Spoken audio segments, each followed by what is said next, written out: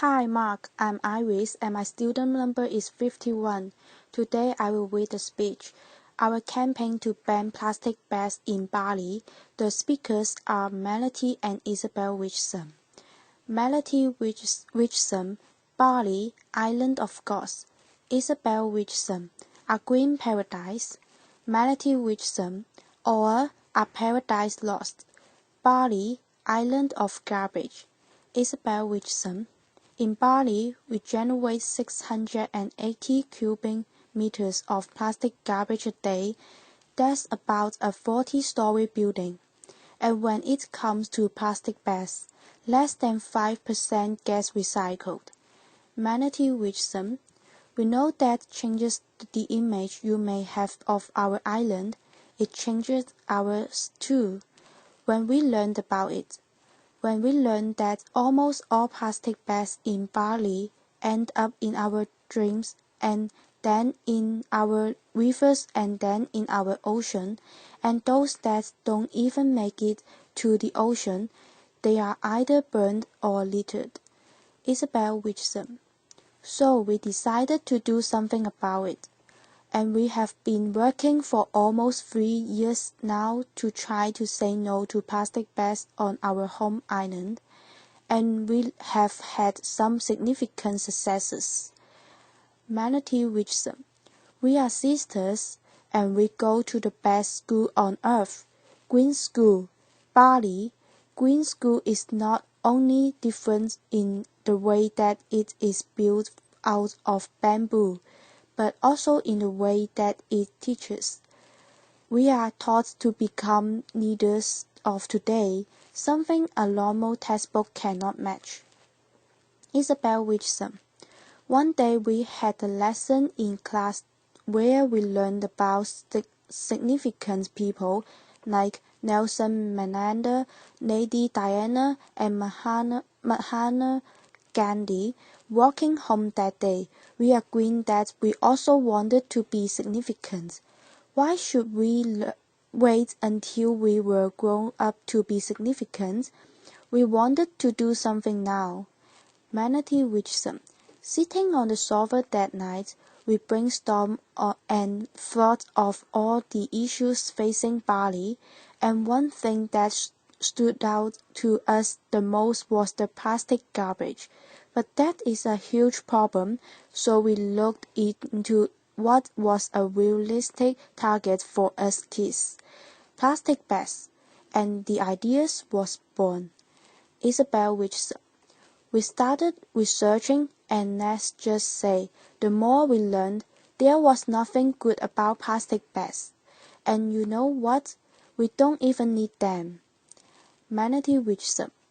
We were really inspired by the efforts to say no to plastic bags in many other places, from Hawaii to Rwanda and to several cities like Auckland and Dublin. Isabel Richardson. And so the idea turned into the launch of Bye Bye Plastic Bags. Melati Richardson. In the years that we have been campaigning, we have learned a lot. Lesson number 1. You cannot do it all by yourself. You need a big team of like-minded kids. And so we formed the Bye Bye Plastic Bags crew. The volunteer team includes children from all over the island, from both international and local schools, and together with them, we started a multi-layered approach based on an on and off night signature petition, educational and inspirational presentations at schools, and we raised general awareness at markets, festivals, beach clean-ups, and last but not least, we distribute alternative bags like lead bags, recycled newspaper bags, or 100% organic material bags, all made by local initiatives on the island. Isabel Richardson. We won a pilot village, home of 800 families. The village mayor was our first friend and he loved our t-shirts, so that helped. We focus on making the customers aware because that's where the change needs to happen. The village is already 2/3 along the way of becoming plastic bag free. Our first attempts to get the government of Bali on board failed. So we thought, a petition with 1 million signatures, they can't ignore us, right? Why? Melati Wixom, white, Isabel Wixom. But who would have guessed 1 million signatures is like 1,000 times 1,000? Laughter. We got stuck till we learned lesson number 2. Think outside the box. Someone mentioned that the Bali airport handles 60 million arrivals and departures a year. Melati Wixom. But how do we get into the airport? And here comes lesson number 3. Persistence. Off we heading to the airport, we got past the janitor, and then it was his boss, and then the assistant office manager, and then the office manager, and then we got shuffled down 2 levels and thought, well, here comes the janitor again. And after several days knocking on doors and just being kids on a mission, we finally got to the commercial manager of Bali Airports, and we gave him the Bali plastic bag speech. And being a very nice man, he said, imitating the man's voice, I cannot believe what I'm about to say, but I'm going to give authorization to collect signatures behind customers and immigrations. Laughter. A pause. Isabel Wixom. In our first hour and a half there, we got almost 1,000 signatures. How cool is that? Lesson number 4. You need champions at all levels of society, from students to commercial managers to famous people, and thanks to the attraction of Green School, we had access to a steady stream of celebrities. Ban Ki-moon taught us that Secretary Generals of the United Nations don't sign petitions. Laughter. Even if kids ask nicely, but he promised to spread the word. And now we work closely with the United Nations. Melati Wixom. James Goodall taught us the power of a people's network. She started with just one woods and shoes group, and now she has 4,000 groups around the world. We are one of them. He is a real inspiration. If you are fellow Voltarian, nice to meet you. We are interactors, the youngest department of Rotary International. Isabel Wixom. But we have also learned much about patience. Melati Wixom. How to deal with frustrations. Isabel Wixom. Leadership. Melati Wixom. Teamwork. Isabel Wixom. Friendship. Melati Wixom. We learned more about the Balinese and their culture. Isabel Wixom. And we learned about the importance of commitment. Melati Wixom. It is not always easy. Sometimes it does get a little bit hard to walk your talk. Isabel Wixom. But last year we did exactly that. We went to India to give a talk, and our parents took us to visit the former private house of Mahatma Gandhi. We learned about the power of hunger strikes he did, to which his growth. Yes, by the end of the tour, when we met our parents again, we both made the decision and said, "We are going on a hunger strike." Laughter. Melati reached them, and you can probably imagine their faces. It took a lot of convincing, and not only to our parents but to our friends and to our teachers as well. Isabel and I were serious about doing this. So we met with a nutritionist,